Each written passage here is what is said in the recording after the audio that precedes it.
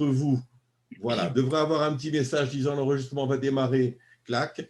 Donc, à partir de là, bonsoir. Bonsoir, merci d'être là si nombreux, puisque le seuil des 100 participants a été atteint à cette conférence Astro Tarot, présentée par Catherine Poncet et Nathalie Joly, à qui je cède de suite la parole. Nathalie vient de partir, mais ce n'est pas possible. Bon, alors, Nathalie, c'est à toi. Oui, alors bonsoir à toutes. Alors tout d'abord, parce que bien évidemment, comme d'habitude, j'ai eu un souci d'ordinateur, donc je me suis branchée sur mon téléphone. Donc je voudrais déjà m'assurer que tout le monde m'entende bien. Oui, oui. Bon, c'est super. Parce que alors là, du coup, c'est une grande. Je ne sais même pas comment ça marche par téléphone. Je vois rien. On te voit, on t'entend. Donc, du coup, je vais le faire à l'aveugle. Vous me guidez quand il y a quelque chose qui ne se passe pas correctement. Alors, du coup, on peut commencer. Bonsoir à tous.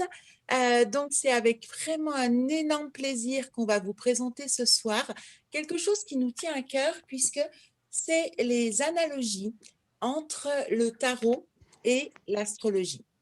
Alors, bien sûr, comme dans tout système analogique, eh bien, ce qu'on va vous proposer, c'est bien évidemment discutable et j'espère qu'on aura un temps d'échange, le temps justement de pouvoir échanger, partager ensuite, justement par rapport à ces analogies. Alors, comme dans le public, eh bien, vous êtes tous astrologues, on a choisi comme point de référence de commencer par justement les planètes pour pouvoir mettre en lien les arcanes qui vont présenter la même symbolique. Alors, bien sûr, on va commencer par le Soleil. Donc, le Soleil, tout le monde le sait, il gouverne le signe du Lion. Donc, c'est le maître d'œuvre du thème. Toutes les planètes tournent autour de lui. En fait, toutes les planètes sont au service du Soleil.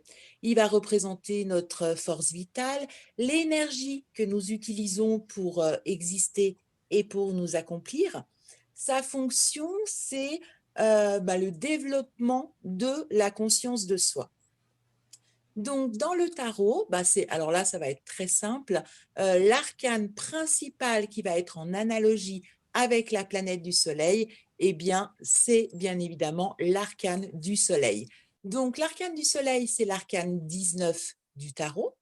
Donc, 19, en tarot, on fait beaucoup d'additions, c'est-à-dire que 19, on va le ramener à la famille des 1. Donc, dans la famille des 1, le tarot commence avec, bien sûr, cet arcane 1 du battleur. Et on peut dire que, eh bien, le soleil, c'est en quelque sorte l'aboutissement de cet arcane du battleur. Alors, il va avoir quasiment les mêmes interprétations, les mêmes notions que la planète du soleil, c'est-à-dire qu'il va nous parler de notre rayonnement, du fait de diffuser notre lumière.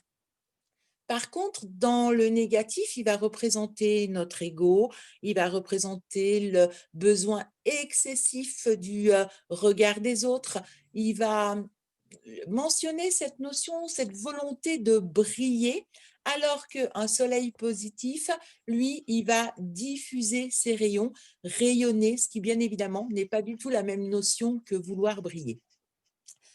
Et puis, nous avons aussi un autre arcane qui peut vraiment représenter la planète du Soleil, c'est l'arcane 11 du tarot, c'est-à-dire la force. Alors déjà, par sa valeur numérique, c'est-à-dire 11, la force est un arcane très particulier dans le tarot puisque nous avons 22 arcanes majeurs et la force, c'est l'arcane 11. Donc, lui, il va se poser vraiment au centre, au milieu. Et déjà, on voit une analogie avec le soleil, le soleil astrologique. C'est-à-dire que lui, il est vraiment au centre du système solaire.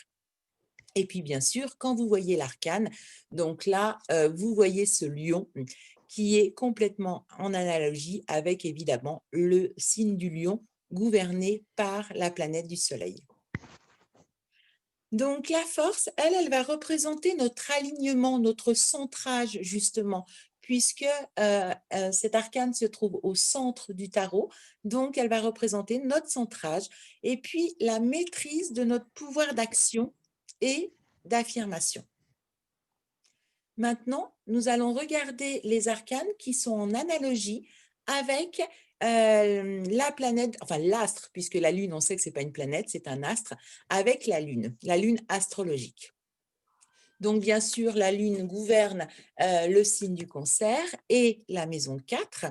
Elle va représenter notre inconscient, notre principe féminin et réceptif, alors que bien sûr, le Soleil, lui, va représenter notre principe masculin.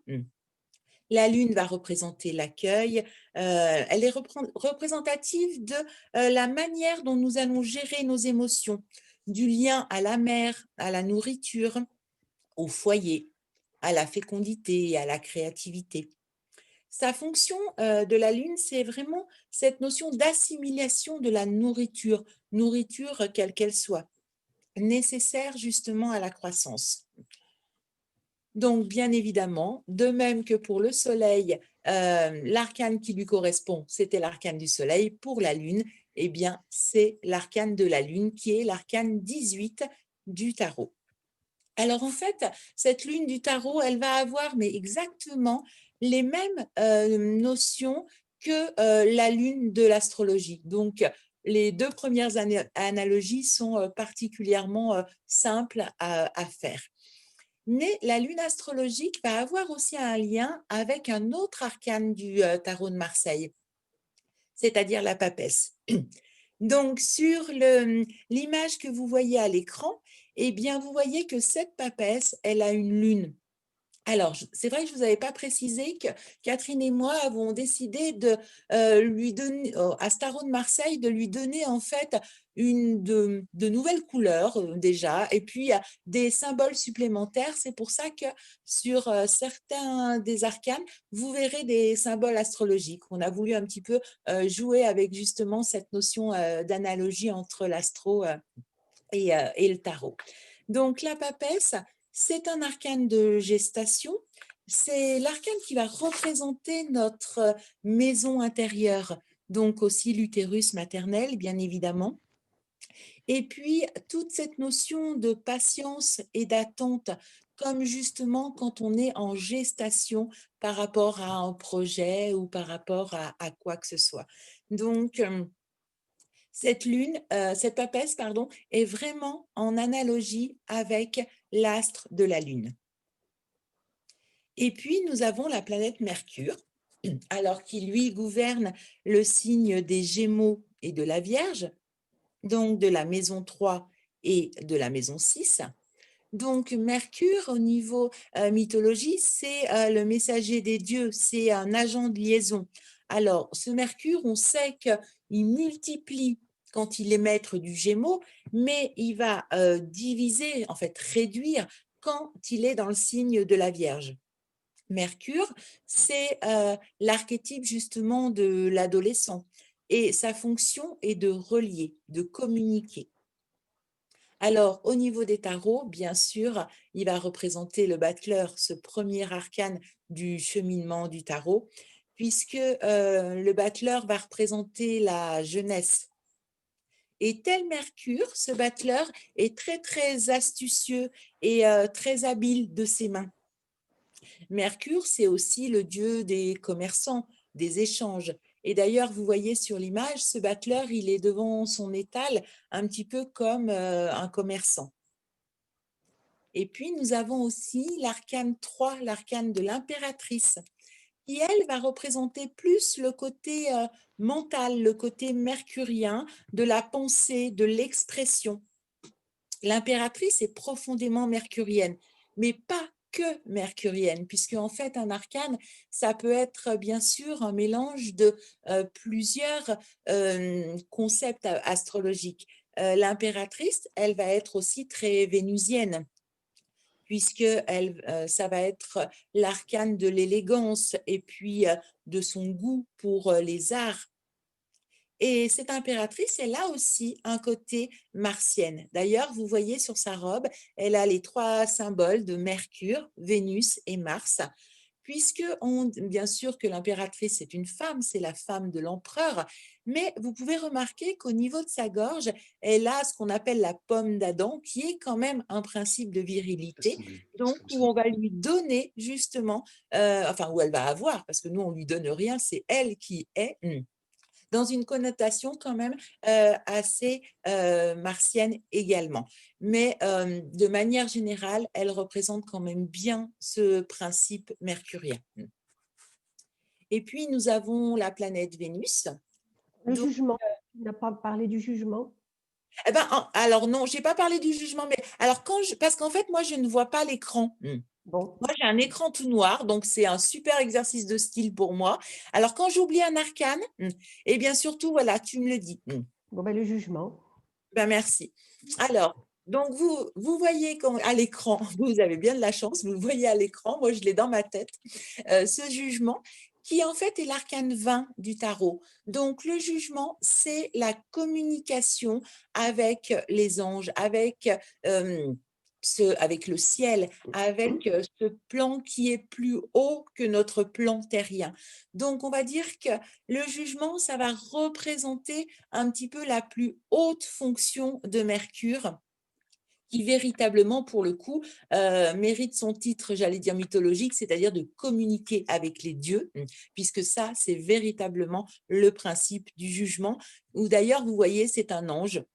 Et en fait, lui, c'est l'intermédiaire qui reçoit les messages du ciel, les messages des anges, pour pouvoir justement, avec son clairon, pour pouvoir vraiment les distribuer sur la Terre. Donc, nous arrivons à notre planète Vénus, qui gouverne le signe du taureau et de la balance, donc de la maison 2 et de la maison 7. Alors Vénus, bien sûr, c'est la déesse de l'amour, de la beauté et des arts. Et sa fonction, c'est de générer le bien-être, la paix et puis les notions d'affinité. Vénus, c'est j'aime ou j'aime pas. Donc, elle va être en lien avec l'arcane de l'amoureux. Alors, l'amoureux, c'est l'arcane 6 du tarot. Donc, c'est un arcane, bien sûr, d'amour, puisqu'il le porte dans son nom, mais aussi d'esthétisme. L'amoureux, c'est un petit peu l'esthète du tarot de Marseille. Alors, il va incarner toutes les valeurs du signe du taureau dans les soins apportés au corps et en même temps, il va représenter cette Vénus balance dans ses choix et ses engagements. Alors, l'amoureux est en lien aussi avec l'arcane de Jupiter. Pardon, avec le pape, justement par cette notion du lien, comment dire, avec Jupiter.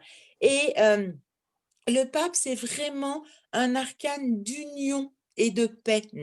Donc, pour lui, le pape, il va jouer son rôle vénusien en voulant justement transmettre cette dimension de paix. Ensuite, nous avons la planète Mars. Donc, Mars gouverne le signe, bien sûr, du Bélier et du Scorpion, et donc les maisons 1 et 8. Donc, Mars, c'est le fils de Jupiter, et on dit que sa puissance physique n'a d'égal que sa fureur. C'est le dieu de la guerre, et par ce fait, il va nous parler du territoire. D'ailleurs, l'émotion qui lui est reliée, c'est la colère, puisque la colère, c'est une manière justement de réagir à une intrusion de territoire. Donc, Mars, il va se mettre en action pour être au service des valeurs de Vénus. Ça va permettre d'agir, de réagir, de s'imposer, de conquérir aussi, et bien sûr de faire. Il indique le comportement qu'on va utiliser pour obtenir ce que l'on désire. Donc, dans le tarot, bien sûr que l'arcane qui lui est associé, ça va être la force, puisque la force, c'est vraiment l'arcane des sportifs et de l'effort physique, bien que la force représente aussi beaucoup notre force psychologique. Et puis, Mars va être en lien avec l'arcane du chariot. Alors, le chariot, c'est l'arcane 7. Et lui, ce qu'il aime, le chariot, c'est le défi, la compétition, parce que le chariot, c'est un audacieux. C'est à l'arcane du chariot, en fait, que le potentiel du battleur est véritablement mis en action. C'est celui qui va de l'avant. Et puis, cette planète Mars va être en lien aussi avec l'arcane 4 du tarot, c'est-à-dire l'empereur. Alors, l'empereur, c'est vraiment l'arcane du verbe faire, F-A-I-R-E, mais c'est aussi celui qui dit non et qui pose ses limites, justement pour faire respecter son territoire. Alors, il est à noter que le chariot et l'empereur, dans le tarot de Marseille, ce sont vraiment deux arcanes de la thématique du professionnel. Donc, bien évidemment, l'analogie avec la planète Mars paraît être une évidence. Et puis, nous avons la planète Jupiter. Alors, elle va gouverner le signe du Sagittaire et des Poissons, donc de la maison 9 et 12. Alors, Jupiter, bien évidemment, c'est le dieu des dieux. Il représente l'ouverture sur les différences, sur l'étranger, les voyages. Alors, son arcane qui va être le plus en lien, c'est bien évidemment le monde. Le monde qui est le 21e arcane du tarot et qui représente notre ouverture sur l'extérieur, qui représente justement le lien qu'on peut faire avec ce qui nous est étranger et ce qui est différent de nous. Mais vous remarquez aussi qu'il peut être en lien avec l'arcane de l'empereur. D'ailleurs, le sigle de Jupiter représente un petit peu ces jambes en forme de 4 que vous pouvez voir sur l'arcane de l'empereur. Cet empereur, c'est quand même ce personnage qui s'assoit sur son pouvoir, un petit peu comme notre planète Jupiter. Et puis, bien sûr, Jupiter, par son côté bienfaiteur, a un lien aussi très important avec l'arcane du pape, puisque le pape, c'est quand même le bienfaiteur du tarot. Lui, il est venu vraiment pour apporter la paix dans notre cheminement. Maintenant, nous allons voir la planète Saturne. Donc, bien sûr, il gouverne le signe du Capricorne et du Verseau, donc les maisons 10 et 11. Alors, Saturne, en astrologie, il nous intéresse beaucoup quand on fait de l'astrologie karmique et transgénérationnelle, ce qui est notre cas, puisque Saturne, c'est le passeur ancestral. Donc, bien sûr, il va nous mettre en lien avec le passé. Il représente aussi notre autonomie, la maturité, la responsabilité. Mais voilà, cette notion de passé, et c'est pour cette raison que son analogie avec l'arcane de l'ermite me paraît tellement une évidence que justement sur l'arcane de l'ermite, on a posé sous la lanterne le glyphe de Saturne. Puisque l'ermite, il va représenter la sagesse, l'expérience, la solitude, un petit peu toutes ces qualités saturniennes. Saturne représente le temps et l'ermite est vraiment un arcane de temps. Mais Saturne peut être en lien aussi avec l'arcane de la papesse, parce que dans le tarot, eh bien, nous avons deux arcanes qui nous demandent vraiment de prendre notre temps et qui souvent nous dit le temps ne respecte pas les choses qui se font sans lui. Et donc, cette papesse qui nous demande justement le temps de la gestation, que les choses puissent se créer, est en lien aussi avec la planète Saturne. Alors, c'est bien sûr, la papesse, on avait vu qu'elle était aussi en lien avec la Lune. Mais c'est intéressant de voir cette analogie entre la planète Saturne et la Lune, puisque Saturne fait sa révolution en 29 ans, à peu près, tandis que la Lune la fait en 29 jours. Donc, ce lien entre Saturne et la Lune, évidemment, est particulièrement intéressant. Alors, maintenant, nous allons aller du... L'empereur, on avait mis l'empereur aussi pour celui... L'empereur, pour la notion des limites, puisque Saturne bien sûr, Saturne, déjà par lui-même, comment dire, il représente une limite, puisque, comme je venais de vous le dire, les 3 planètes après Saturne, on les appelle les transsaturniennes. Et l'empereur est vraiment, dans le tarot, celui qui pose des limites de territoire. Donc, nous allons sur la planète Uranus. Alors, moi, je considère Uranus un petit peu comme l'octave supérieure de Mercure.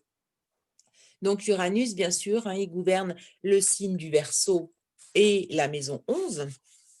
Et à l'étape uranienne, eh bien, l'homme doit se dépasser, en fait. Il doit trouver son génie propre, son originalité pour, justement, pouvoir l'offrir à l'humanité. Donc, c'est un petit peu le réveilleur qui nous fait sortir de notre endormissement. D'ailleurs, il se situe entre le sommeil neptunien et les limites saturniennes. Donc, Uranus, il va représenter l'imprévu. C'est le précurseur qui a déjà une vision du futur. Son génie, à lui, c'est d'inventer et d'innover. Alors, bien sûr, il va représenter la liberté, ou je dirais peut-être encore plus précisément la libération. Alors là, vous allez avoir plusieurs arcanes qui vont être en lien avec la planète Uranus. Alors bien sûr, la roue de fortune, puisque à cette étape de la roue de fortune, c'est-à-dire le 10e arcane du tarot, eh bien, on recommence une nouvelle dizaine et le but de la roue de fortune, c'est effectivement de recommencer, mais en prenant soin d'innover et surtout de sortir des cycles et de cette roue des répétitions. Et puis, Uranus va être en lien aussi avec l'arcane de la maison Dieu. Alors, la maison Dieu, comme vous le voyez sur l'image, c'est cette foudre qui vient ouvrir l'esprit, qui est tout à fait, en fait, ce principe uranien. Et puis, l'arcane du jugement, qu'on a vu déjà tout à l'heure en lien avec Mercure. Donc, moi, je dirais un petit peu normal, puisque si on considère Uranus comme l'octave supérieure de Mercure, eh bien, c'est normal qu'on retrouve cet arcane du jugement, qui va être la communication avec plus haut que soi. Et au niveau, sur les interprétations négatives de l'arcane du jugement, ça va nous parler bien sûr du jugement qu'on peut avoir par rapport aux autres, mais aussi par rapport à soi. Et souvent, le jugement qu'on a par rapport à soi, ça peut s'appeler de la culpabilité. Donc, avec l'arcane du jugement, il nous est proposé justement de sortir de cette culpabilité saturnienne, puisqu'on sait qu'en astrologie, le principe de la culpabilité est profondément relié à Saturne. Le jugement, c'est vraiment l'éveilleur de conscience du tarot. D'ailleurs, moi, j'aime beaucoup employer ce mot pour l'arcane du jugement. Et en fait, c'est ce qu'est Uranus dans notre thème. C'est l'endroit, là où se trouve votre Uranus, c'est vraiment là précisément où vous devez éveiller votre conscience. Et puis, l'autre arcane qui représente Uranus, c'est bien évidemment le mat. Alors, ce mat, lui aussi, dans le tarot, il a une place bien particulière, puisque déjà, c'est le seul arcane qui n'a pas de numéro. Donc, on ne sait pas si c'est 0, si c'est 22, mais bon, comme on représente souvent le tarot en rond, finalement, qu'il soit 0 ou qu'il soit 22, c'est un petit peu la même chose, puisque le mat, il a créé son territoire intérieur et pour lui, peu importe sa place, il se sent à sa place n'importe où. Donc, lui, il va représenter l'originalité, bien sûr, la liberté. Et il ne veut pas de numéro parce que, justement, il ne veut pas être classé. C'est celui qui nous dit qu'il ne veut surtout pas porter une étiquette parce que, de toute façon, quand on a une éthique, eh bien, on n'a surtout pas besoin d'étiquette. Ça, c'était le petit clin d'œil du mat, un arcane pour lequel j'ai beaucoup d'affection. Donc, maintenant, nous allons regarder les arcanes qui sont en lien avec Neptune. Donc, pour moi, Neptune, c'est l'octave supérieure de Vénus. Donc, bien sûr, elle gouverne le signe du Poisson et de la maison 12. Alors, au niveau du tarot, Neptune va être en lien avec l'arcane du pendu. Le pendu, d'ailleurs, vous voyez sur l'image du pendu, et là aussi, il y a des glyphes astrologiques, dont notamment Neptune. Alors, le pendu, ça va représenter l'acceptation, la spiritualité, mais aussi les difficultés d'incarnation qui peuvent entraîner une fuite dans des paradis artificiels. Donc là, bien évidemment, c'est presque comme si on parlait un vocabulaire neptunien. Et puis, le pendu, c'est un arcane qui nous parle beaucoup de transgénérationnel, parce que si vous regardez attentivement cet arcane, ben, vous pouvez vous imaginer que c'est justement l'enfant dans l'utérus maternel qui est relié par cette corde, mais qui symbolise le cordon ombilical. Et puis surtout, vous avez ces deux arbres de chaque côté du personnage qui représentent d'un côté la lignée du père et de l'autre la lignée de la mère. Et un autre arcane est en lien avec Neptune, c'est Tempérance. Alors, Tempérance, c'est au niveau du tarot vraiment l'arcane de l'auto-guérison. Mais elle peut aussi nous parler des dépendances. Tempérance, c'est vraiment un arcane de communication. Et vous voyez, elle aussi, c'est un ange. Donc, elle va communiquer avec plus haut que soi. C'est pour ça que c'est l'arcane aussi de la médiumnité et de la télépathie, qui sont aussi, bien évidemment, des fonctions neptuniennes. Et puis, Neptune est en lien aussi avec l'arcane de l'étoile, qui, elle, est l'arcane de guérison. Alors, nous avons Tempérance, qui est l'arcane d'auto-guérison, tandis que l'étoile, c'est vraiment la guérison naturelle en se reliant à la source, comme vous pouvez le voir sur l'image. L'étoile nous parle aussi, bien sûr, du pardon, de l'amour inconditionnel, qui sont là aussi des valeurs vraiment typiquement neptuniennes. Et puis, vous avez aussi l'arcane du monde. La fonction de cet arcane du monde, c'est vraiment d'être relié au plus grand tout. Et là aussi, nous avons une symbolique neptunienne qui est assez évidente. Donc, nous allons terminer avec Pluton, qui gouverne bien sûr le signe du Scorpion et de la maison 8. Donc, Pluton, c'est le grand justicier en fait de l'astrologie, c'est-à-dire que d'ailleurs des fois on l'assimile à Zorro parce que lui, sa fonction, c'est vraiment une fonction de régénération et de couper ce qui est mortifère pour justement laisser la place aux vivants. Alors, nous avons deux arcanes dans le tarot qui établit très très bien cette notion-là de couper avec ce qui est nocif pour justement que puisse germer la vie. C'est l'arcane de la justice. D'ailleurs, vous voyez, elle a une épée justement pour couper ce qui est en trop. Et la particularité de la justice, c'est vraiment, je dirais, cette fonction très plutonienne de savoir regarder les choses en face. La justice, c'est le seul arcane du tarot de Marseille qui vous regarde droit dans les yeux. Avec cet arcane, il n'y a pas d'artifice, il n'y a pas de faux semblant. C'est vraiment, on regarde la vérité telle qu'elle est. Et puis, vous avez aussi l'arcane, la 13, qu'on appelle l'arcane sans nom, avec sa faux qui va représenter le coup de faux dans tout ce qui est faux. Donc, il va justement détruire tout ce qui n'est pas nous, c'est-à-dire cette notion de notre personnalité qui nous empêche d'accéder à notre identité. Puisque justement, comme cet arcane sans nom, elle n'a pas de nom, d'ailleurs c'est pour ça qu'on l'appelle l'arcane sans nom, c'est un arcane qui va vraiment nous proposer de travailler sur notre identité. Et puis, on peut aussi mettre en lien la planète Pluton avec l'arcane du diable, puisque le diable, l'arcane 15 du tarot, c'est un arcane de pouvoir, évidemment, et qui, dans ses côtés sombres, eh bien, peut aller dans la manipulation, bien évidemment.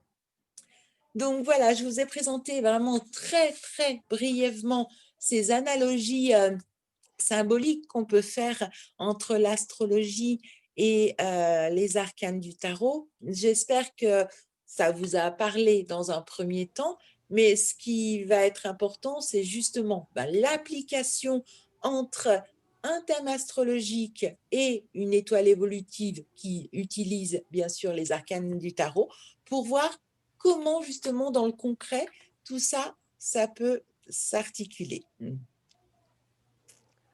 Voilà, je pense que vous poserez les questions à la fin. Alors évidemment, le choix des planètes et des arcanes parfois est discutable. Même entre nous deux, j'en aurais mis davantage. Mais ça, évidemment, les questions analogiques, elles sont toujours assez subjectives.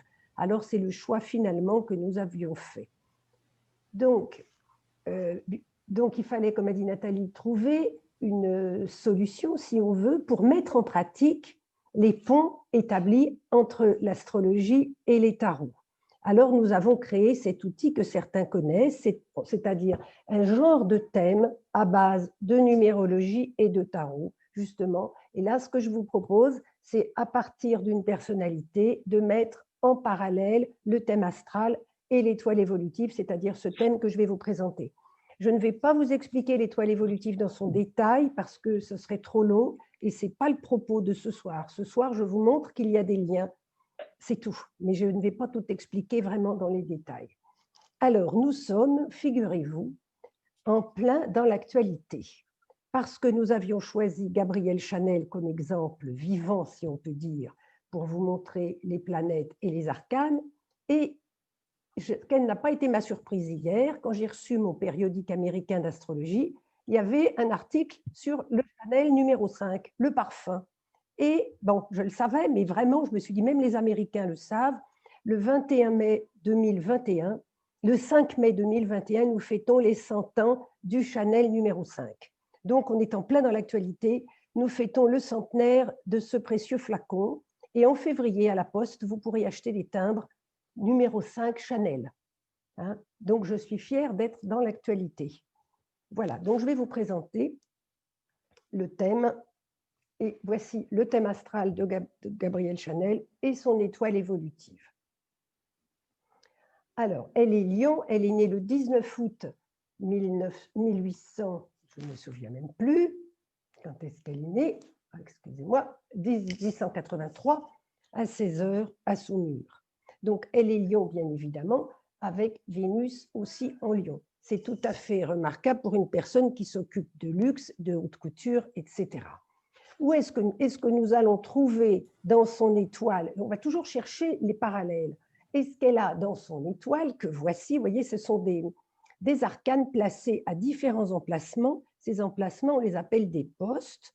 Et certains postes sont plus favorables, plus accessibles que d'autres de prime abord. On ne trouve pas de soleil, il n'y a pas l'arcane du soleil dans son étoile, mais très bien placée dans son chemin de vie, elle a une force. Alors, la force, Nathalie vous a montré que c'était l'un des apanages du lion. En effet, elle a la force des signes fixes, c'est-à-dire ininfluençable. Elle va s'occuper de tous et être reliée à tous, mais suivre sa propre voie. Nous ne trouvons pas de soleil. Bon. Mais bien souvent dans l'étoile évolutive, il y a des arcanes secrets, encore plus précieux que les arcanes visibles d'emblée, et nous trouvons un soleil par différents biais. Quand on trouve un soleil comme ça, embusqué, je dirais, dans l'étoile, on l'appelle le pouvoir créateur. Alors, ça va vraiment bien pour cette grande couturière. Lorsque nous additionnons l'arcane du pape tout en bas et l'arcane de tempérance tout en haut, et vous voyez tout de suite qu'ils ont des positions très intéressantes. On va tirer parti tout en bas et tout en haut. Ça a une signification quand on interprète l'étoile. Eh bien, nous trouvons un soleil. Donc, je ne vous donne pas tous les termes techniques parce que ce n'est pas un cours sur l'étoile évolutive, mais vous trouvez qu'elle a un soleil. On va en trouver encore un autre en ajoutant un chariot, elle a 2 chariots. Donc, en ajoutant un chariot et le 12, le pendu, on trouve encore un soleil. Tout à l'heure, au fur et à mesure des explications, vous verrez que ça a vraiment du sens. Son pouvoir créateur va venir des qualités du chariot et des spécificités du pendu. elle a encore un troisième soleil, donc encore un pouvoir créateur accru, lorsqu'on additionne cette force, c'est-à-dire son chemin de vie, et la justice. Alors, la justice et la force, ils ont ceci de commun, ça se voit dans l'image, qu'on va droit et on ne dévie pas de son chemin. Eh bien, en ne déviant pas du but qu'elle s'est fixé, elle va pouvoir créer.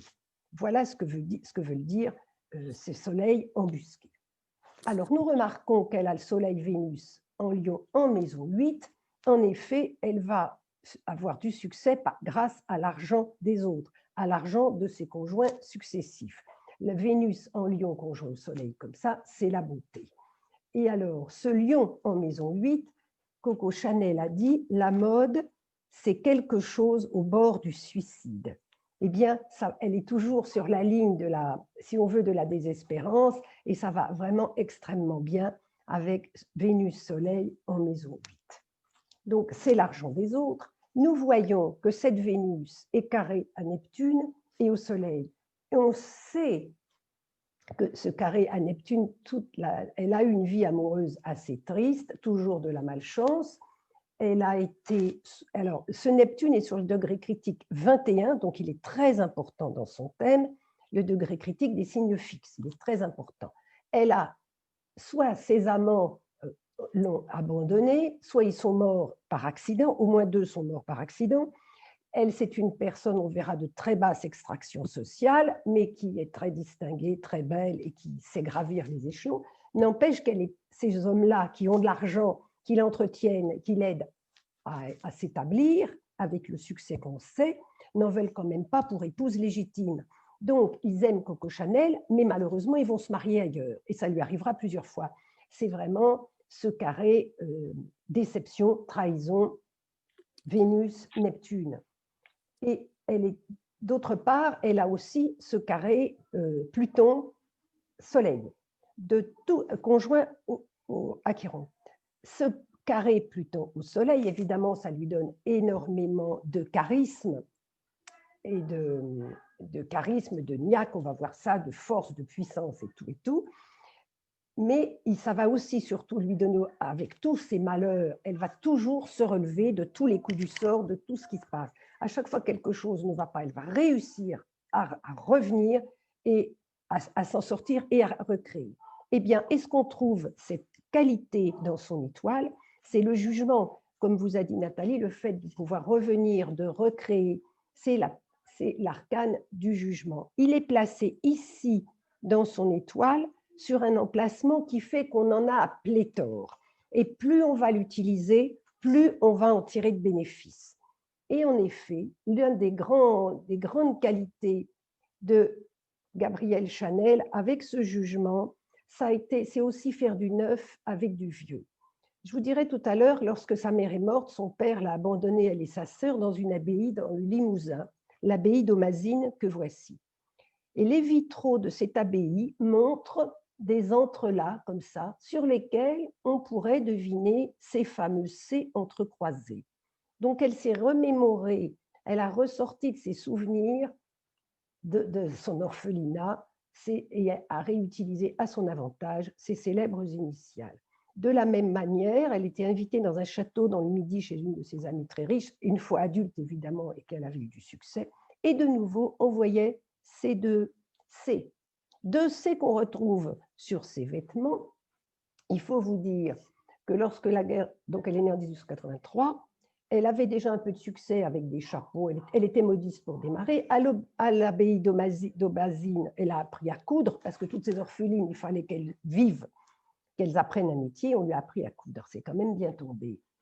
Eh bien, lorsque la guerre de 14, la haute bourgeoisie et l'aristocratie argentée sont partis à Deauville, elle y était, un de ses amants, Boy Capel, lui avait acheté une boutique, et là, elle a eu un succès fou, et elle a eu l'audace d'utiliser le tissu avec lequel on faisait des sous-vêtements masculins, des maillots de corps pour hommes, pour faire des vêtements de jour pour dames, pour aller sur la plage.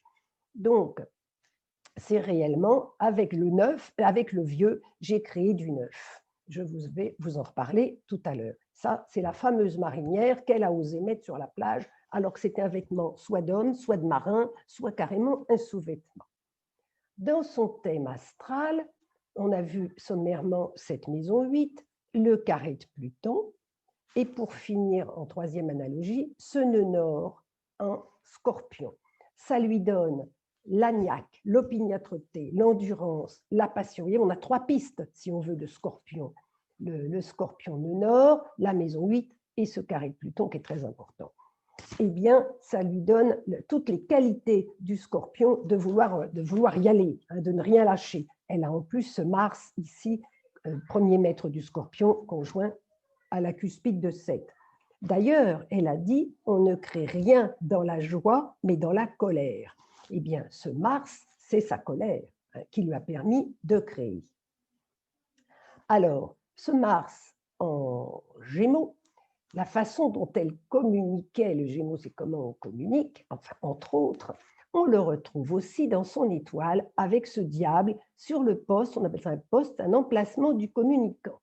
Ce diable, il a toute l'agnac possible. Elle est très désagréable comme personne. Elle a une voix assez rocailleuse et, pour tout dire, elle est odieuse. Elle remet les gens à leur place. Elle n'est pas aimable du tout.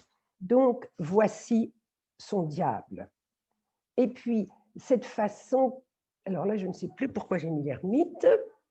Je l'ai mis pour tout à l'heure. Alors, ce diable, dans son étoile, que je vous ai montré ici, nous amène au chariot, parce qu'ils font ce qu'on appelle la chambre magnétique, c'est-à-dire que quand on les ajoute, ça fait 22.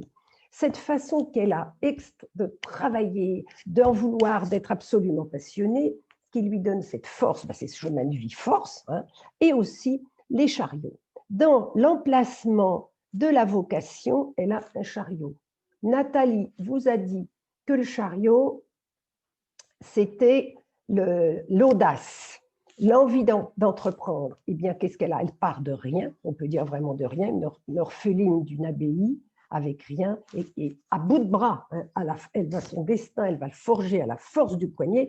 Évidemment, elle va être aidée, mais le destin n'aide que ceux qui sont prêts pour cette aide. Eh bien, c'est vraiment l'arcane, c'est une lame professionnelle, une lame princière, elle prend sa vie en main et elle avance. C'est vraiment ce que nous dit son chariot dans son thème. Alors, ce fameux chariot sur la vocation professionnelle, c'est formidable, c'est cette niaque carré Soleil, Pluton, avec le Soleil en 8, et le Lion, vous voyez, tout ça, ça va ensemble, elle ne lâche rien. On le retrouve, ce chariot, aussi à un autre endroit, l'endroit de la lignée ancestrale. Donc, c'est toujours le chariot, mais il est placé là.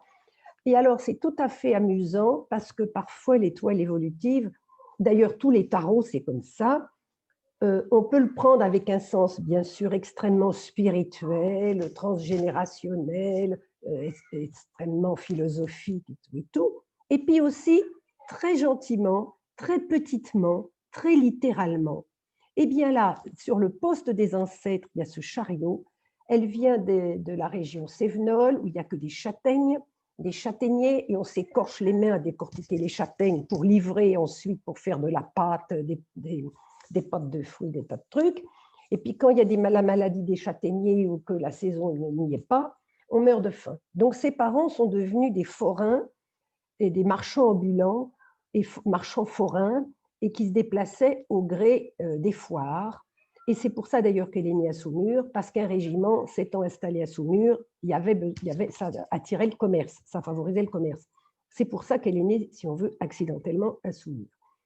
Donc, ses parents forains, on imagine bien le forain sur une carriole, comme le chariot, enfin une carole prêtée, parce qu'il n'avait rien, et il leur a manqué justement, là c'est un poste de manque, c'est-à-dire quelque chose qu'ils n'ont pas et qui est difficile et qu'il faut qu'elle fasse au nom de sa lignée, c'est le diable qu'on a vu tout à l'heure, il leur a manqué le pouvoir, il leur a manqué l'argent, il leur a manqué, on pourrait dire, le réseau du diable. Eh bien, elle va essayer, elle va l'avoir, puisque son diable est en position assez haute. D'accord? Voilà. Alors, son nœud sud, on a parlé du nœud nord en Scorpion, le nœud sud est en Taureau. Le nœud sud en Taureau, ça donne des habitudes, des connaissances du beau, du bien, de ce qui est agréable à toucher, les soies, la douceur des soies, le confort des cotons, tout ça, c'est quelque chose qui lui parle. Et donc, ce Taureau est en maison 4, et puis alors évidemment, il commence la maison 5. Donc, en maison 5, en taureau, elle va vraiment, c'est un travail, une création du toucher avec les mains, avec l'inspiration et, si on veut, la transcendance de Pluton. Alors, on a vu tout à l'heure ce carré Neptune-Vénus, c'était ses amours malheureuses, mais c'est aussi l'inspiration, la grande inspiration et la création, puisque la création n'est capable, elle nous le dit elle-même, qu'à dans la colère. Alors, cette inspiration, dans son étoile, je vous ai dit, il a le degré critique 21. C'est un degré critique, donc ça montre l'importance de Neptune et donc de l'intuition. Et donc, elle sait instinctivement ce qui va plaire. C'est le moment, ça va être accepté, ces idées géniales arrivent au bon moment, évidemment. L'histoire, c'est toujours une rencontre au bon moment, de la bonne personne et des bonnes circonstances. Eh bien, elle sent, avec ce Neptune très important, elle est inspirée et peut se permettre ses créations. Cette façon d'être inspirée, on la retrouve tout là-haut. C'est ce que Dieu lui envoie, c'est sa lame de guérison tout là-haut, c'est Tempérance. Nathalie vous l'a dit, Tempérance, c'est l'ange Tempérance, c'est-à-dire la médiumnité et la grande, grande intuition. Elle a dit d'ailleurs, regardez comme c'est vraiment très parlant, la mode se démode, le style jamais. Alors la mode se démode, on peut dire que c'est Saturne, c'est le Soleil carré Neptune, Mercure carré Saturne, mais le style jamais. Le style, c'est la grâce, c'est l'élégance, c'est le je ne sais quoi qui fait, c'est merveilleux. Neptune est au mi-point de Vénus et du Soleil en Lion. C'est vraiment une magnifique illustration de son thème. Avec Nathalie, on aime beaucoup ça. Les citations des personnages sont vraiment le reflet des aspects du thème. Alors, je reviens à la maison 5. Elle avait démarré en taureau, je vous dis, le tactile du taureau, du tissu, de ce qui est confortable, le sens de ce qui plaît et de ce qui sera plaisant pour le corps. Mais il continue en Gémeaux. En Gémeaux, elle a inventé une mode androgyne. Elle a débarrassé les femmes des beaux chapeaux avec des plumes, des rubans, des fanfreluches. On coupe les cheveux, on raccourcit les robes, on retire. On va essayer de faire très sobre, carré Mercure, Saturne. La perfection, la sobriété, le détail parfait. C'est vraiment le rapport de Mercure chez lui à Saturne et Mercure qui maîtrise Saturne. Le détail absolument parfait. Et on le retrouve aussi, puisque c'est l'objet de mon exposé, dans son étoile. Vous avez sûrement remarqué qu'elle a 3 justices. Il fallait chercher quelque chose qui coupe, comme Saturne. Eh bien, on a 3 justices. Lorsqu'on a 3 arcanes identiques dans l'étoile, c'est un plus. C'est un peu comme un trigone en astrologie, c'est une aide. Eh bien, elle en a 3. Et vas-y que je taille, et vas-y, et je retaille, et je retaille. Et même quand le mannequin allait monter sur le podium, au défilé, elle avait encore ses ciseaux pour essayer encore d'en retirer. Et elle a dit, quand vous quittez chez vous, vous vous regardez dans la glace avant de partir, retirez quelque chose. Ah, j'ai de l'écho là, j'ai de l'écho. Il faudrait que vous retirez, vous coupez vos micros, vous aussi, avec mes 3 justices. Et donc, elle a ces 3 justices. Attention, il ne faut pas, dans le cas de Coco Chanel, comparer la justice, qui pourtant vous regarde dans les yeux pur et dur, avec la vérité. Tout le monde sait que Coco Chanel est une menteuse. Ses biographes ne reviennent pas. C'est-à-dire qu'elle a, j'en ai encore pas parlé, cette magnifique lune, c'est la seule planète à l'est du thème, cette lune en poisson. Je vous ai dit qu'elle était déplaisante, elle est cassante, elle est autoritaire, elle est carrément désagréable avec son diable ici, là, elle veut toujours gagner, toujours avoir le dernier mot, le diable en 14, elle est antipathique pour tout dire. Mais cette lune en poisson nous laisse deviner quelqu'un de beaucoup plus tendre, avec des émotions à fleur de peau très exacerbées. Cette lune, elle reçoit l'opposition de Mercure. Donc évidemment qu'elle ne va pas nous dire la vérité. Elle ne va pas se dévoiler comme ça, une lune en poisson opposée à Mercure. Et les 2 planètes reçoivent le carré apex de Saturne. Alors, ce carré apex de Saturne, évidemment, c'est le chagrin, le chagrin, je vous ai dit, le Mercure, c'est l'enfant intérieur, hein, en astrologie aussi. Donc, c'est la femme blessée, c'est l'enfant blessé.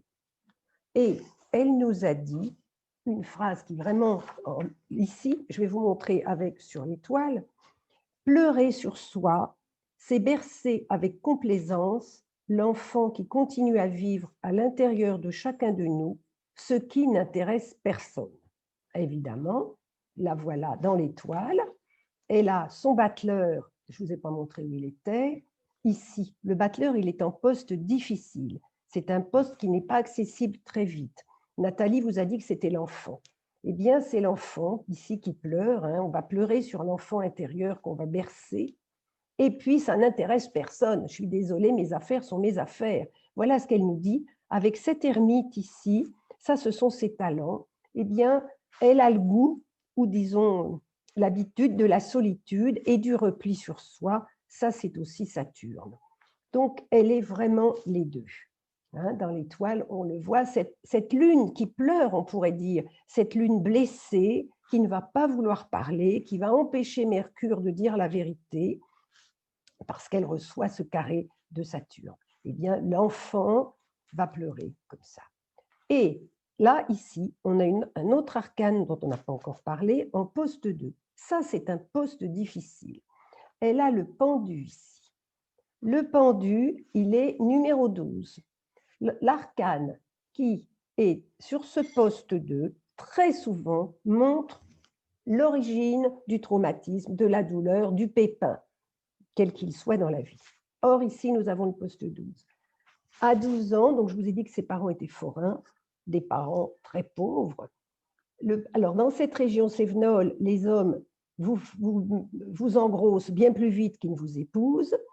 Donc, il y a beaucoup de femmes seules, de bons hommes qui filent au bistrot, qui filent plus loin, soi-disant pour faire des affaires, et qui laissent la femme seule. C'était le cas de son père à elle.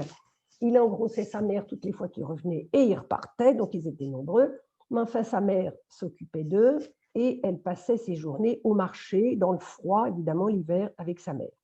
À 12 ans, sa mère asthmatique et fatiguée meurt d'une pneumonie, quelque chose comme ça. Donc, à 12 ans, elle perd sa mère et elle dit « Ma mère est morte et ça m'a tuée. » Sa vie s'est arrêtée à la mort de sa mère. Et on voit ce carré Lune-Saturne. Sa mère elle lui a manqué toute sa vie. Sa vie s'est arrêtée à ce moment-là, comme ce pendu qui est suspendu et qui attend. Donc là, c'est vraiment extrêmement symbolique. Alors,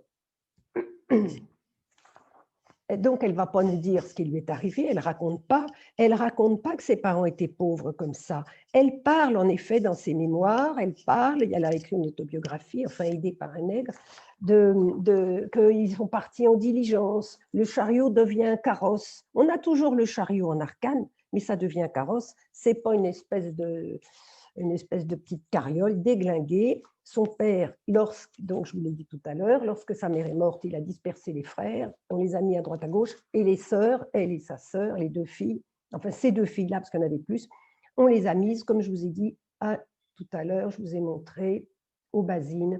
Il les a déposées dans cette abbaye où plus jamais elles n'en sont ressorties, enfin à 18 ans. Elle est arrivée là à 12 ans, en petite pensionnaire malheureuse, orpheline comme toutes les autres, et elles ne sont ressorties qu'à 18 ans. Mais elles sont sorties avec un métier, le métier de couturière, hein, à Aubazine. Enfin, c'est même pas sûr qu'elle soit allée là, mais peut-être que si, les choses se recoupent quand même. Donc, où est-ce que j'en étais? Alors, qu'est-ce qu'elle va faire? Elle va évidemment enjoliver la vérité. Elle ment, c'est une menteuse. Elle ne veut pas dire d'où elle vient, c'est trop triste. Elle se renferme, hein, comme cette ermite en poste 1, et du coup, elle va enjoliver les choses avec le trigone Mercure-Neptune. Elle enjolive la réalité. Alors, lorsqu'on ajoute dans son étoile, parce qu'on peut faire toutes sortes de combinaisons pour trouver ce qu'on cherche, et lorsqu'on ajoute le battleur et le pendu, c'est-à-dire deux postes qui sont des difficultés dans la vie au départ, on trouve 13. 13, c'est l'arcane sans nom. 13, lui aussi, il coupe, il taille. tout ce qui ne plaît pas. Alors elle taille dans la vraie vérité pour nous raconter des bobards ou enjoliver, et puis comme je vous ai dit, elle coupe. Jamais on n'a vu une mode aussi sobre, avec rien. Hein. Et voilà, entre cet arcane sans nom, quand on ajoute le battleur et le pendu, ce pauvre enfant qui pleure, et ce malheur à 12 ans d'avoir perdu sa mère, qu'est-ce qu'il en sort? Je vais me consacrer à l'essentiel et retirer toutes les fioritures qui ne servent à rien. Et ben voilà, et en plus, elle a l'ermite en talent, c'est-à-dire le sombre, c'est saturnien l'ermite.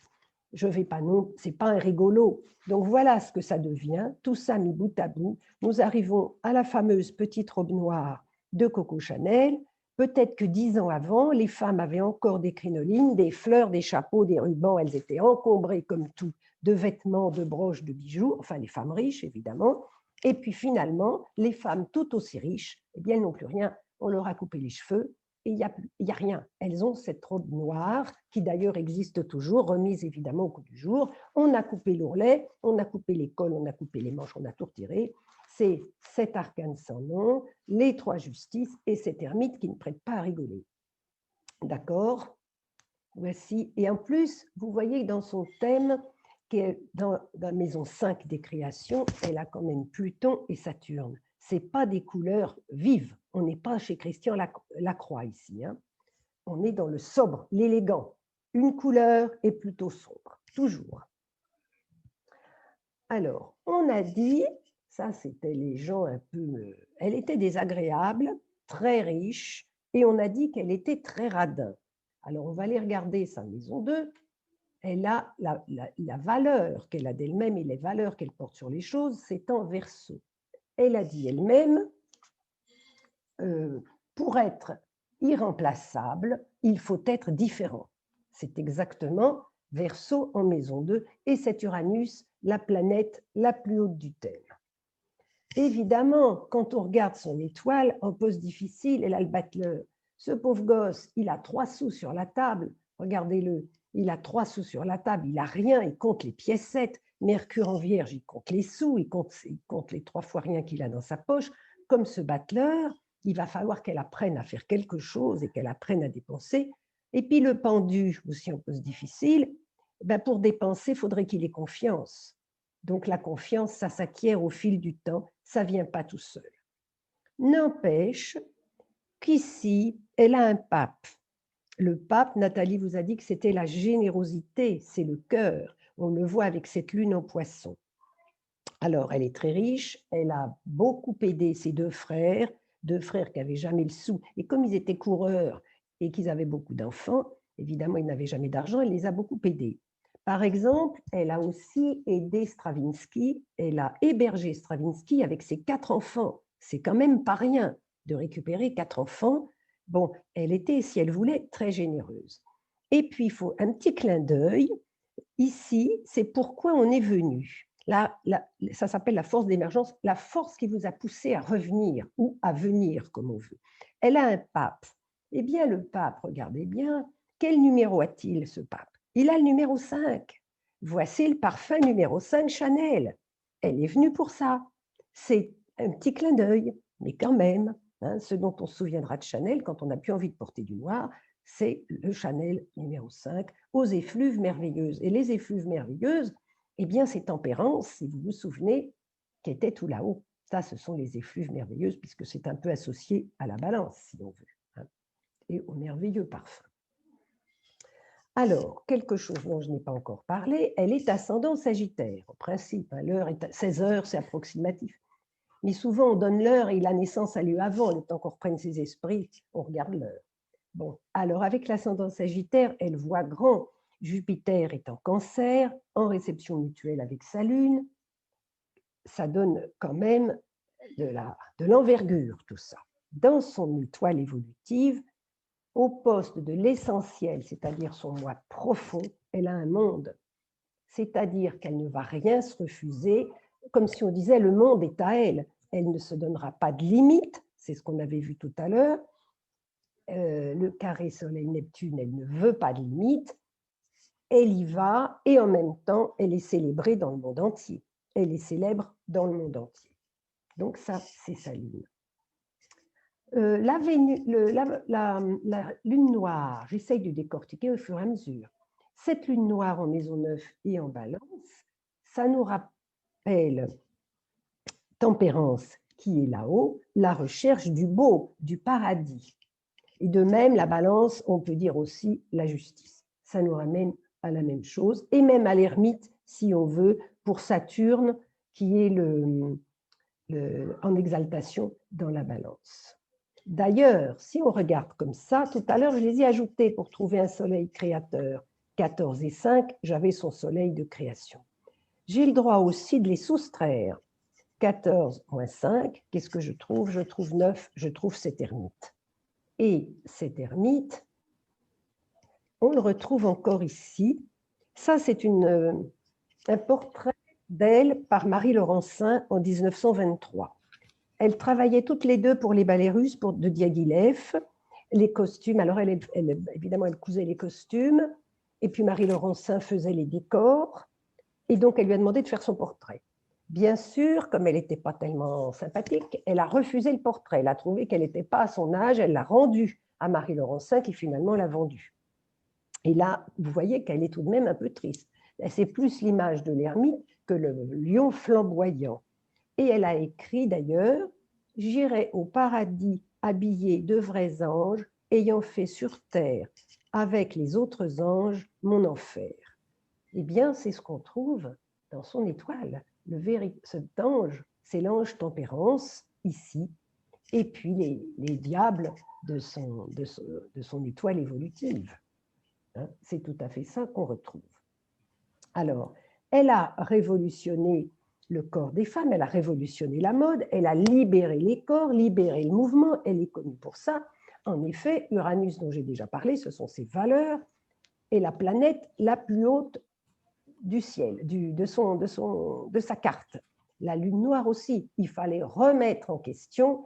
La balance, c'est la mode, c'est la femme, c'est le luxe, le très beau, etc. Avec cette lune noire, c'était comme un vertige de beauté et d'élégance, et surtout Uranus.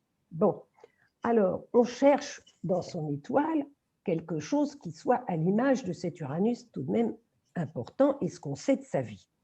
Eh bien, nous trouvons aussi une combinaison, c'est-à-dire la promesse de vie, c'est-à-dire ce pourquoi elle est venue, son pape, et son chemin de vie force. Si on les ajoute, nous trouvons une maison Dieu. Eh bien, ça, c'est vraiment l'arcane libérateur, la femme coincée dans sa crinoline, dans le carcan de ses rubans, etc. Et Coco Chanel fait exploser tout ça grâce à son génie uranien. Elle l'a dans son étoile. Je ne suis pas en train d'inventer quelque chose. Voilà. Ça veut dire, lorsqu'on a ça en promesse de vie, elle va être ébranlée dans sa vie, et Dieu sait qu'elle en aura des claques, des claques et des claques, comme je vous ai dit, ces amants qui la laissent, elle va tout perdre. Elle n'a pas été extrêmement astucieuse pour le parfum numéro 5, par exemple, elle l'a vendu à deux frères parfumeurs. Ensuite, quand elle a vu le succès que ça avait, elle avait 10% sur les ventes, elle a trouvé que ça ne suffisait pas. Elle a essayé de récupérer sa part, enfin, ce à quoi elle pensait avoir, et puis n'ont pas voulu. Enfin, elle en a fait des tours, il en est arrivé. Après la guerre, elle avait fraternisé, et même plus que ça, avec l'ennemi, pour dire, elle avait eu un amant allemand, un officier allemand, ça ne se faisait pas, au Ritz. Donc, il y a eu une traversée du désert, et en 1953, elle a lancé le tailleur, le fameux tailleur que je vous avais mis tout au début. Elle remonte, elle revient, elle revient. Vous voyez, voilà, elle a eu beaucoup de bas et aussi beaucoup de hauts. Eh bien, c'est ça que veut dire cette promesse de vie, maison Dieu. Elle libère, c'est une libératrice, et aussi elle reçoit des claques, des chocs, parce que c'est une lame tout de même assez violente. Et puis, je trouve que je vous ai montré toute la tendresse dont elle était capable avec ces citations. Et il n'y a pas de lune. On n'a pas de lune ici. Et je me suis dit, mais est-ce qu'elle a quand même, il y a moyen d'avoir une lune? Parce qu'il n'y a pas toujours moyen d'avoir tout ce qu'on veut. Hein, ne croyez pas dans une étoile. Eh bien, lorsque j'ajoute la force et le chariot, c'est-à-dire ce qui lui a permis d'avancer, ce qui lui a donné la niaque de suivre sa route. Les significations de la force, c'est que je ne dévie pas, je cherche pas, ça m'est égal de ce qu'on va dire de moi, je reste ininfluençable, comme le lion, signe fixe, le chariot, il est dans les rails de son chemin et il avance. Eh bien, ces deux arcanes déterminés cachaient une lune, 11 plus 7, 11 et 7, ça fait 18, et ça nous donne une lune. Derrière ces deux arcanes, il y a toute la tendresse de la lune. Et d'ailleurs, elle a dit, et je finirai là-dessus, les seuls beaux yeux sont ceux qui vous regardent avec tendresse. Voilà, j'ai réhabilité la mémoire de Coco Chanel. Voilà, si vous avez des questions, j'ai fini.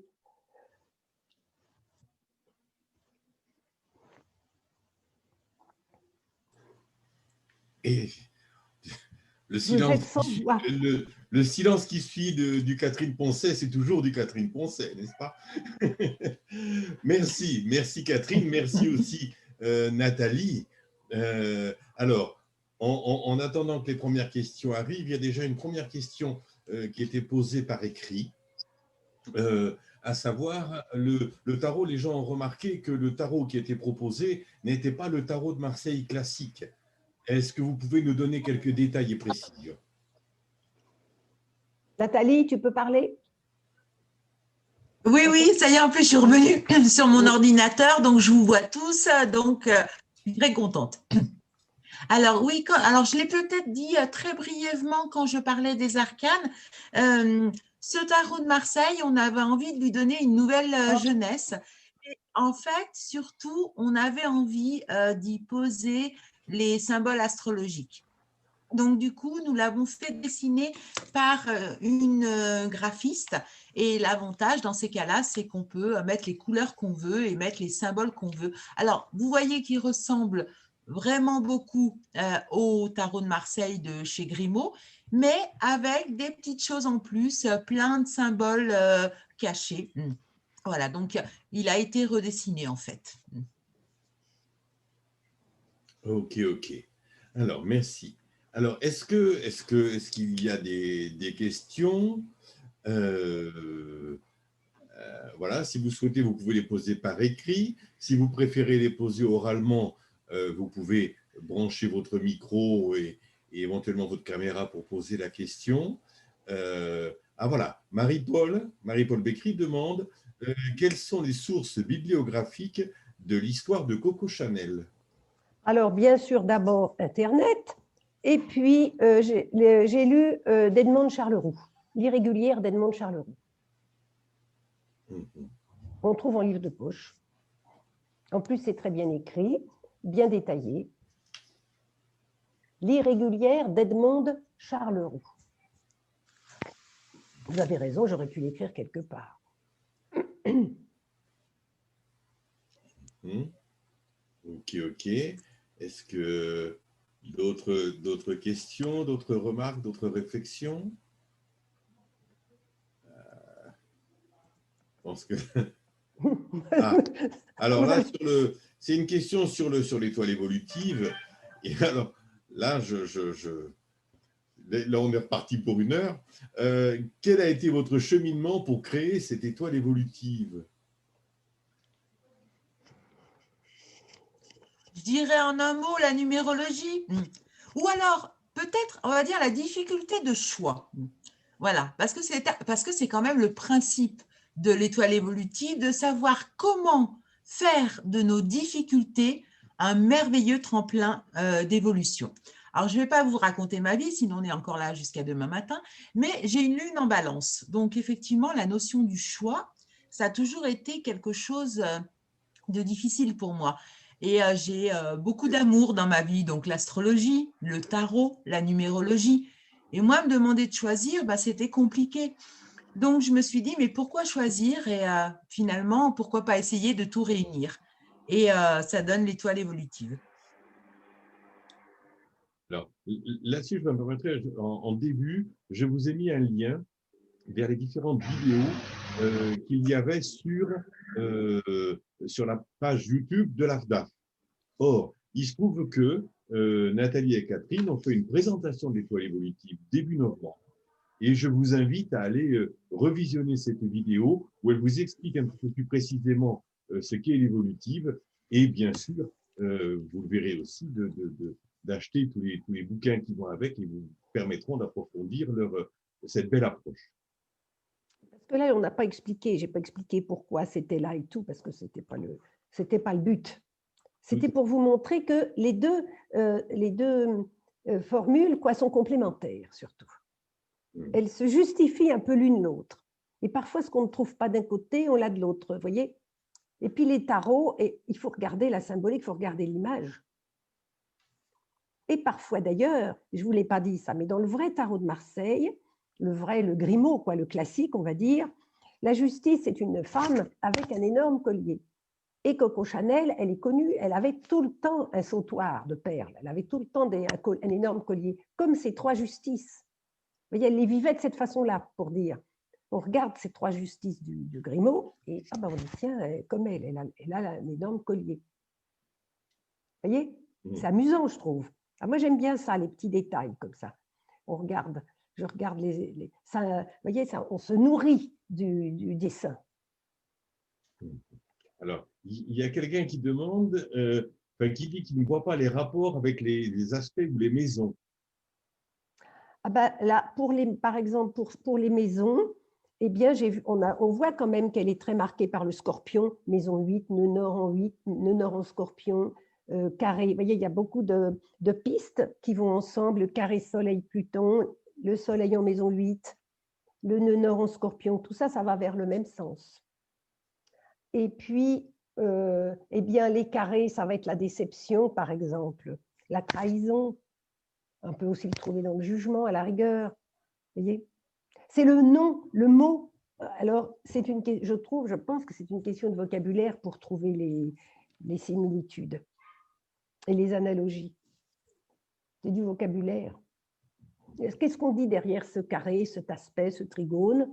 L'inspiration, on va dire. Vénus-Neptune, c'est de l'inspiration artistique, de l'inspiration, une intuition. Eh bien, tempérance, c'est de l'intuition.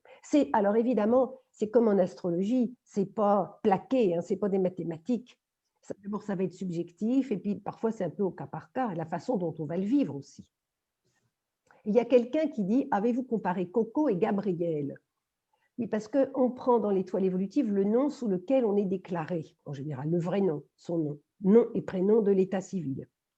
Et Coco, elle s'est appelée Coco quand elle est sortie de l'orphelinat et qu'elle traînait un peu le dimanche, et puis qu'elle cherchait à gagner de l'argent. Elle était chanteuse dans des bars, si on veut, et elle chantait une chanson, Coco, avez-vous vu Coco, avez-vous vu Coco? C'est un peu comme ça la chanson, et elle avait beaucoup de succès auprès des troufions avec ça. Elle était connue comme ça, on disait, tiens, voilà Coco, voilà Coco. Donc du coup, ça lui est resté. Et on n'a pas mis Coco pour faire l'étoile, on l'a construite d'un point de vue numérologique avec Gabriel. Pourtant, je veux dire, Chanel, c'est Coco Chanel. Oui, mais son nom, c'est Gabriel. D'abord, Coco lui est venu tard. Alors, on peut d'ailleurs faire les deux, monter les deux étoiles et voir ce que ça représente. Et là, peut-être qu'évidemment, on trouve d'autres arcanes au milieu, pas celle du bas. Le tour, c'est les arcanes du tour, c'est la date de naissance, mais au milieu, c'est son nom.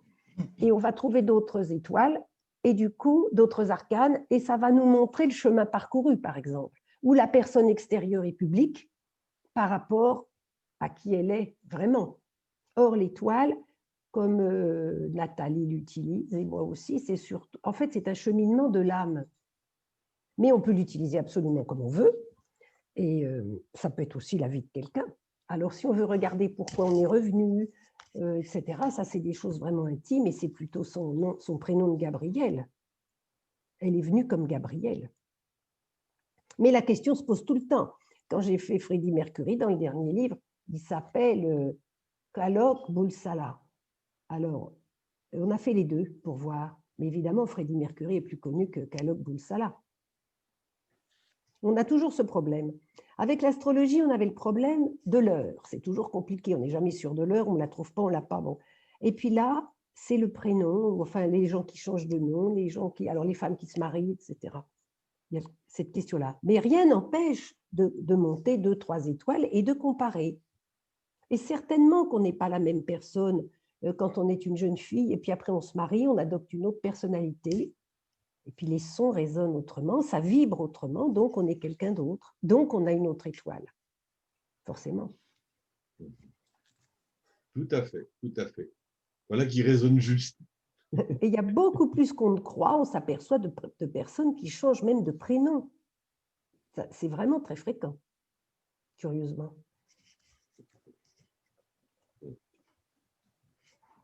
Alors, il y a Séverine. Alors, il y a Séverine qui nous demandait si lors des ateliers, on travaille son thème astral et l'étoile ou seulement l'étoile. Alors, pour les ateliers découvertes du 23 et du 29 janvier, là, on va travailler que votre étoile. Parce que tout simplement, c'est un atelier découverte. Donc, ça veut dire que ça va être votre première rencontre avec votre étoile évolutive. Donc, pour cet atelier-là, on va travailler que sur l'étoile évolutive des participants. Par contre, nous organisons évidemment des modules différents et dont des modules de comparaison de votre étoile évolutive avec votre thème astrologique, bien sûr. Mais pour une première approche, ça me semble plus judicieux de se concentrer uniquement sur l'étoile. Ah oui, d'accord. Et après, on peut aller sur votre site. J'imagine que vous avez elles sont là, vos formules, plus ou moins. Oui, il y a d'autres. Oui, tout à fait. On a organisé des journées, par exemple, l'étoile, et comme on ferait une journée avec les transits, vous voyez, dans le temps. On appelle ça annualisation. Parce qu'il y a des arcanes dont je n'ai pas du tout parlé, parce qu'elles changent tous les ans. Alors là, ça ne nous intéressait pas pour aujourd'hui. Ah oui. Et alors, il y a des thèmes, comme on ferait en astrologie, vous feriez une journée karmique, une journée transit, vous voyez. Voilà, il y a plusieurs. C'est clair. Et il y a une journée, justement, où on compare le thème astral et l'étoile. D'accord. Mais ça, c'est quand même de la haute voltige. Mais on a beaucoup de chance, parce que comme on commence avec des astrologues, la moitié du travail est fait. C'est vrai. C'est sûr, c'est sûr. Le boulot est déjà fait, et dans l'esprit, on est entre nous. Vous voyez ce que je veux dire? Oui, je comprends tout à fait. Eh bien, vous l'avez. Mais je pense que, en effet, vous avez raison, il faut passer par l'étoile seule avant pour vraiment se l'approprier. Enfin, se l'approprier. Je veux dire, découvrir. Après, quand on y met le thème, je pense que c'est plus riche dans ce sens-là, en fait. Oui, et ils se complètent mutuellement. Et je pense que vous avez raison, Séverine, hein, c'est votre étoile. Ouais. Ok. Super. En tout cas, c'était passionnant, quoi. J'ai pas décroché de vos lèvres. J'étais super clair, vraiment une belle présentation. Ben, merci. Merci. Internet a suivi, c'est tout ce qu'on lui demande. Voilà. Moi, j'ai eu une coupure à un moment, mais sinon, ça a bien suivi. Ben, merci. Bien. Oui, effectivement, quand il y a beaucoup de monde, et bien le risque de coupure. Et donc, dans Excusez. Voilà, alors, demande, est-ce que dans la formation mensuelle sur le tarot qui démarre le 30 janvier, aborde-t-on l'étoile évolutive? Alors, je vais essayer, juste prendre, 2-3 minutes pour répondre à cette question. En fait, la formation de l'étoile évolutive, elle ne commence pas avec le module du 30 janvier. Elle va toujours commencer avec ce qu'on appelle le module fondamental. Et ça va être le 7 février. Tout simplement parce que le 30 janvier, c'est nos élèves, on va dire, de l'année dernière. Donc, du coup, on a été un petit peu plus loin. Et justement, le module du 30 janvier, le titre, c'est « Réussir son incarnation », où là, justement, on travaille l'étoile évolutive en parallèle avec le thème astrologique. Mais les personnes qui vont faire ce module-là, elles ont déjà fait 3-4 modules d'étoile évolutive, ou du moins au moins le module fondamental. Parce que la formation, elle se présente sous cette forme-là, c'est-à-dire que vous avez le choix de faire votre atelier découverte pour voir si ça vous parle ou pas, mais voilà, ce n'est pas indispensable. Par contre, pour suivre les modules de formation de l'étoile évolutive, il est indispensable d'avoir fait le module fondamental pour justement comprendre le fonctionnement de l'étoile, les combinaisons et justement commencer à s'approprier sa propre étoile. J'ai beaucoup aimé ce terme-là, Séverine, parce que c'est votre étoile propre. Donc, plus vous vous l'appropriez et plus elle vibrera en vous, et évidemment, plus elle scintillera. Donc, à l'issue de ce premier module, après, vous verrez sur notre site, il y a tout un tas de modules différents. Alors, il y a l'étoile énergétique, justement, pour, par exemple, les praticiens en soins énergétiques, ceux qui travaillent avec les huiles essentielles, les fleurs de Bach, les cristaux. Donc, on a créé un module par rapport à cette dimension-là, parce que l'étoile évolutive, c'est aussi un outil de soin. Il y a le module karmique et transgénérationnel, parce que nous sommes passionnés de cette spécialisation-là. Il y a le module annualisation, puisque comme vous l'a dit Catherine, on a 2 postes qui changent, tous les ans, donc du coup, qui vont apporter un mouvement à votre étoile et des propositions différentes chaque année, un petit peu comme seraient les transits et la révolution solaire en astrologie. Après, vous avez les modules relationnels qui seraient la synastrie et le thème composite en astrologie. Enfin, il y en a, j'allais dire, un petit peu pour tous les goûts.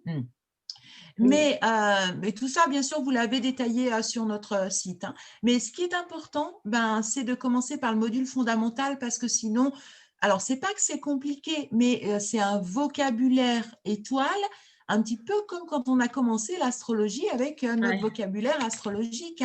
Donc, c'est important déjà de rentrer en lien avec le fonctionnement, le vocabulaire de l'étoile. Et puis après, eh bien, vous pourrez faire les spécialisations qui vous appellent.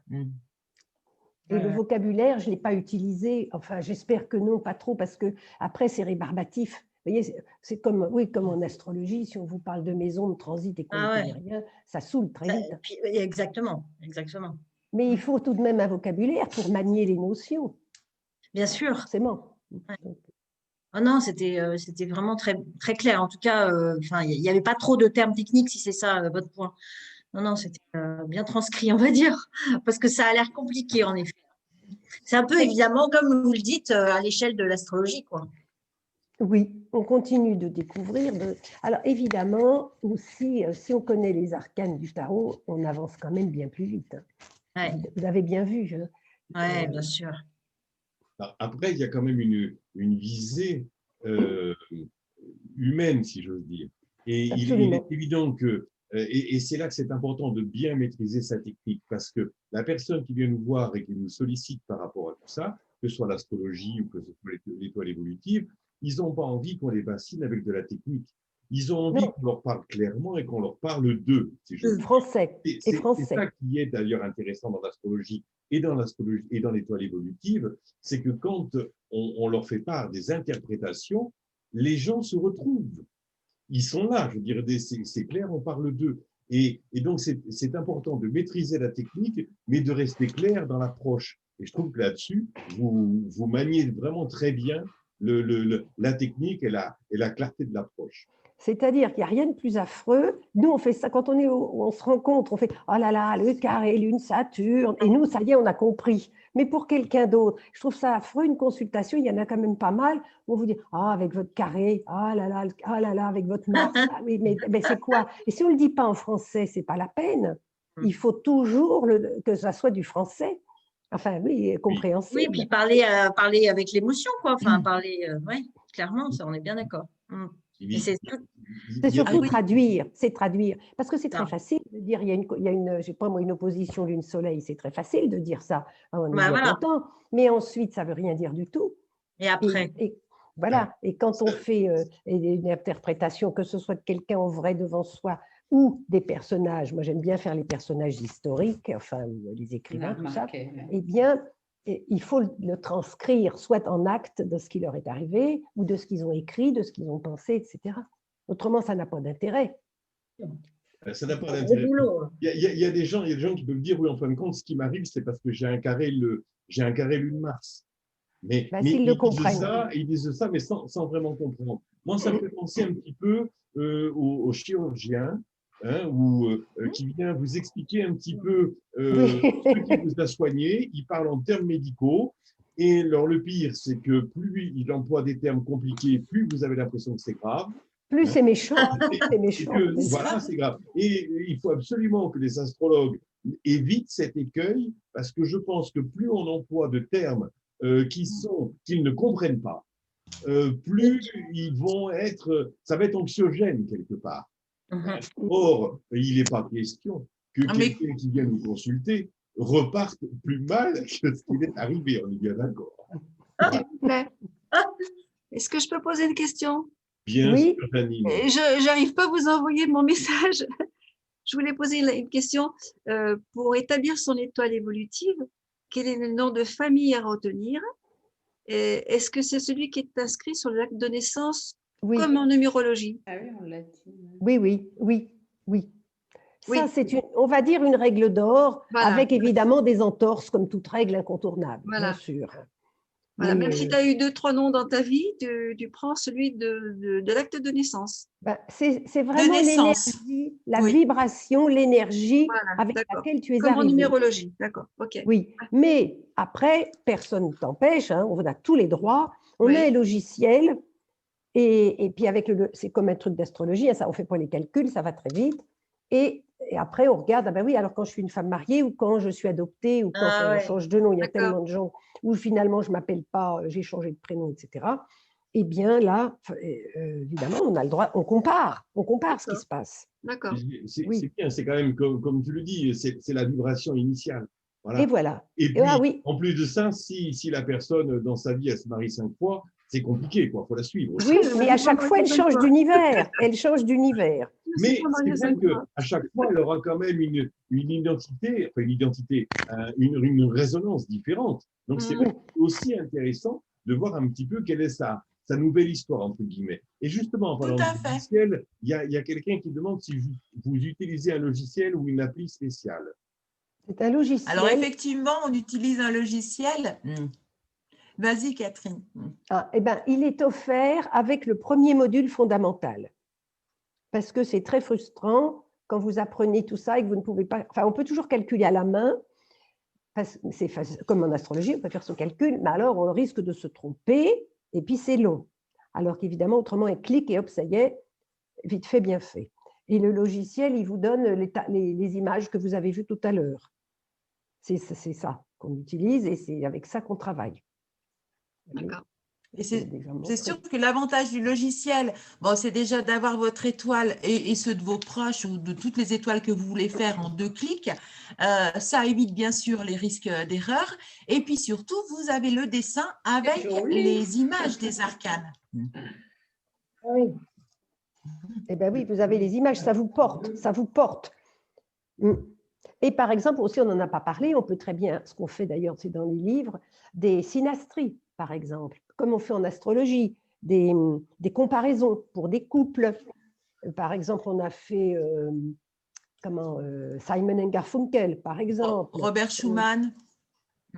Clara et Robert Schumann, Charlie Chaplin et Una O'Neill. Et voilà, et on peut aussi faire une étoile pour 2, fusionner 2 étoiles comme un thème composite. Vous voyez, on a tous ces rincés. On peut faire, c'est vraiment infini. On peut faire voir la santé. On avait fait tout un chapitre sur la mélancolie, par exemple. Audrey demande si ce logiciel est compatible sur Mac. Et oui, alors il faut savoir s'en servir parce que les gens qui ne sont pas très bons en informatique n'y arrivent pas. Mais des gens, j'ai envie de dire normalement constitués, ce qui n'est pas mon cas déjà, y arrivent.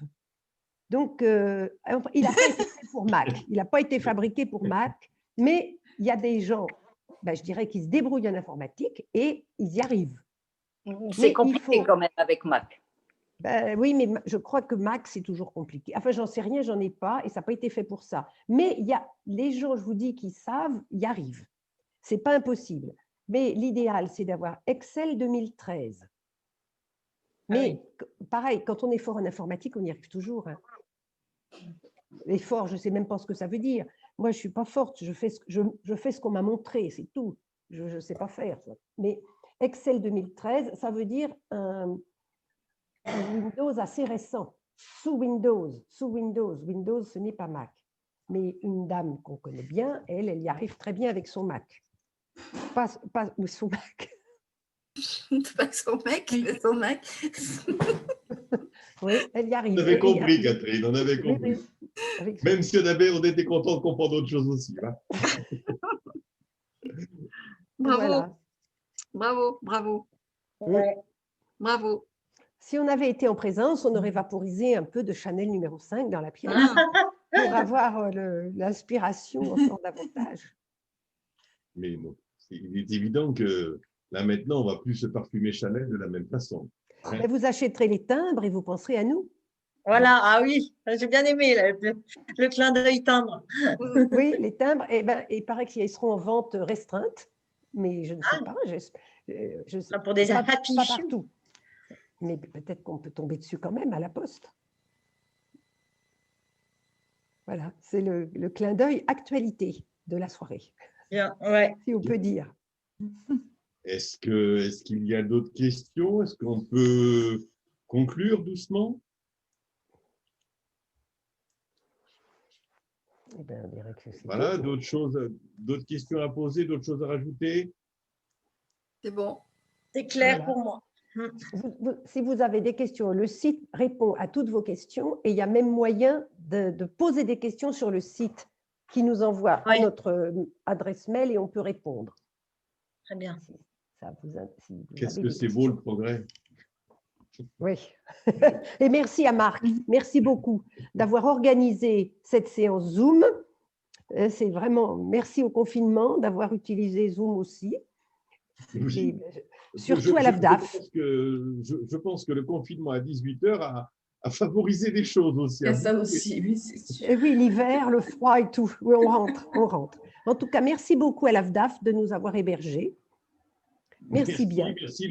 La porte vous est toujours ouverte, vous le savez. Hein. Oui, oui. Merci beaucoup. Bonsoir à tout le monde.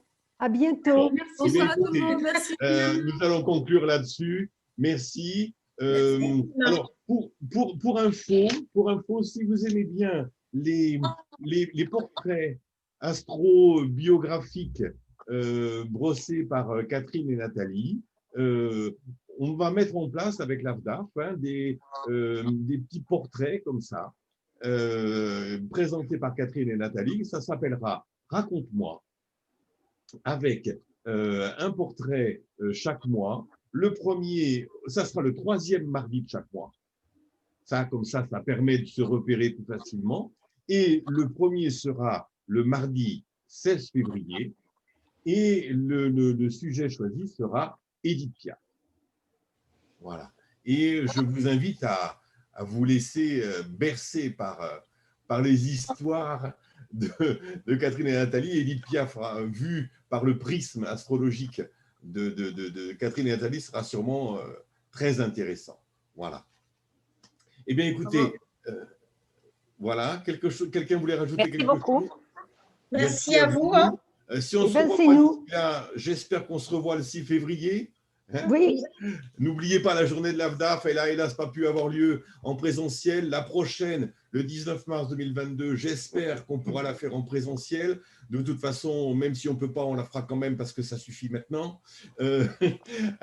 Et en attendant, rendez-vous donc le 6 février pour cette journée qui, j'espère, sera quand même malgré tout conviviale.